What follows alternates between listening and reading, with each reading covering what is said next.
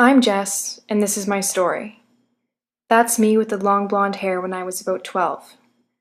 Around that time, I started passing out, especially if something scared me, like if one of my cats jumped up on my bed when I was sleeping, or if Mom ran a blender early in the morning.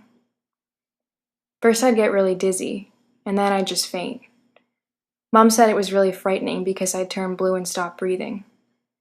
Maybe it's a good thing I don't remember much about it. The ambulance had to come a lot, and it was really scary because we just didn't know why it was happening.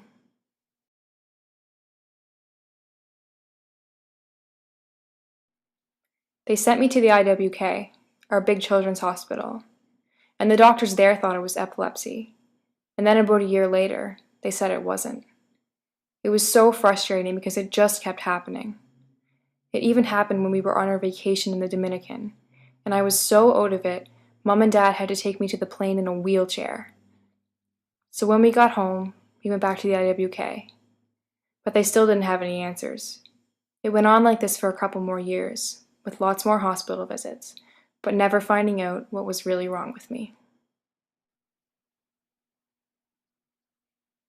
By now I'm in grade 10, and Grandma had read something about long QT syndrome, a heart problem that looks like epilepsy but it's not, and it's really serious.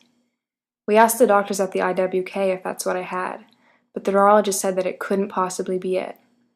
Long QT was found on one of my ECGs taken at a different, smaller hospital closer to home, but when we showed it to my doctors, they told us that the ECG was wrong. It was so frustrating, and not long after that we switched neurologists. Maybe this new doctor would know what was happening to me.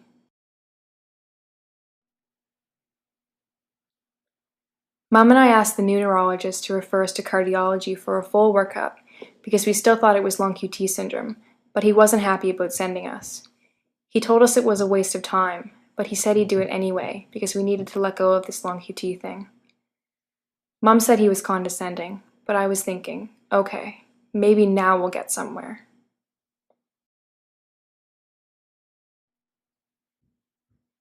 So the cardiologist ordered a bunch of tests, a stress test, Holter monitor, echocardiogram, and another ECG.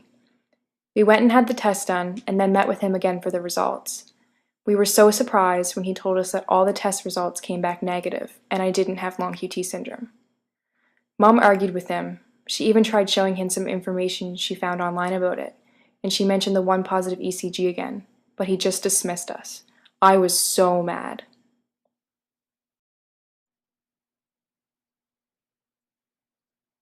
So grade 11 and 12 continued to see me fainting, and our frustration with my doctors kept growing.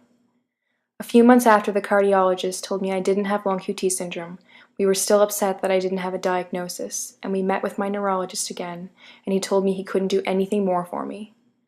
He told me to go home and learn how to breathe through a spell, and told Mom that she was wasting money on an ambulance. What were we supposed to do? Where were we supposed to go from here? 4 long years this has been going on. He's wrong. This is real, and it's not in my head.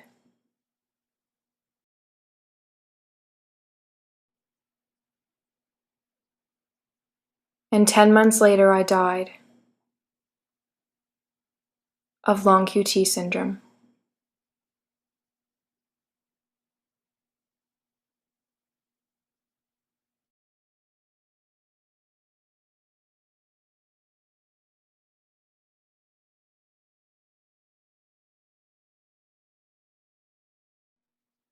My grad photo was supposed to be in the yearbook, not an obituary. You know, it's ironic. I did get to wear my prom gown after all, even if it was to my own funeral, my limo, a hearse. Not now, not ever. No more birthdays. I'll always be 17. No graduation. No prom. No telling my boyfriend, you did your best. It's okay you couldn't save me. No time for goodbyes. No snuggling my new baby niece. No arms to hold my parents up. No chance to tell my sister it's okay.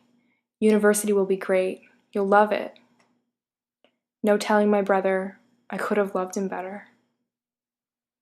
No way to tell the doctors that I'm working on forgiveness, but I'm just not there yet.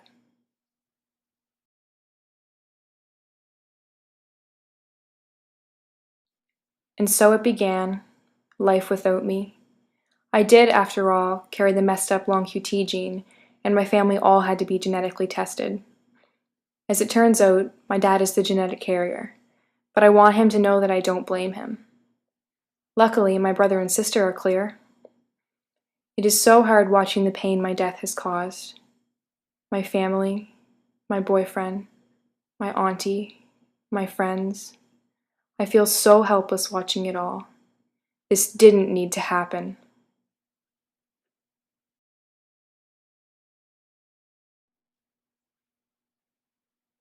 So, this is what happened. 1. They misread 5 of my 7 test results. 2. The head guy told the heart guy that I didn't have long QT syndrome, and then he didn't really try to find it. 3.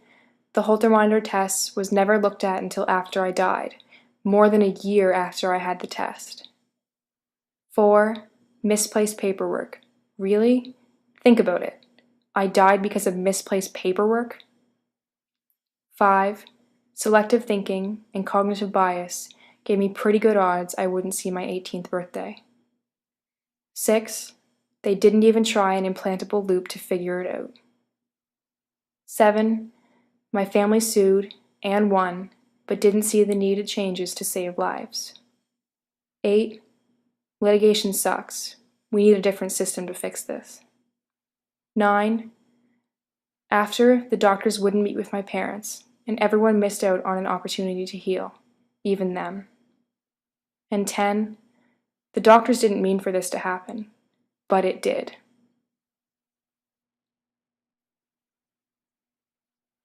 And this is what needs to happen now. 1. Only electrophysiologists, not cardiologists, should read ECGs for long QT syndrome. 2. Use tracking software for all testing. 3. Implantable loop to be used in checking kids for heart arrhythmias. 4. One interfacing system for all hospitals in the province. 5. Make a safe place for doctors to admit their humanness, aka medical errors, so they can be totally honest and learn from those errors. 6. Disclosure conversation training. Don't just say you're sorry, mean it. 7. Judgments and biases affect all humans, even physicians, and need to be considered in making a diagnosis. 8. Doctors need to listen to us, really listen to us. And 9. Doctors need to be human beings first, doctors second, and not the other way around, ever.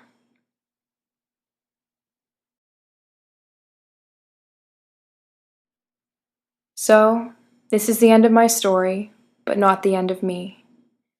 Yeah, I'm mad I'm here, and not there, but I live on in the magnolia that blooms on my heaven day in May, in the paper lanterns lovingly sent high into the night sky, and in the gratitude of finding a heaven-sent penny. I live on in the pacemaker of my father, and in the laughter of my sister. I live on in my namesake, the daughter of my brother. I live on in remembrances of those who will always love me. And Mum, oh Mum, I live on in your fight for me and my goneness, and for all those who are destined to follow me. Thank you for giving me voice when I had none. I will be with you always, laughing and loving you all. I will see you through. I am Jessica, and I live on.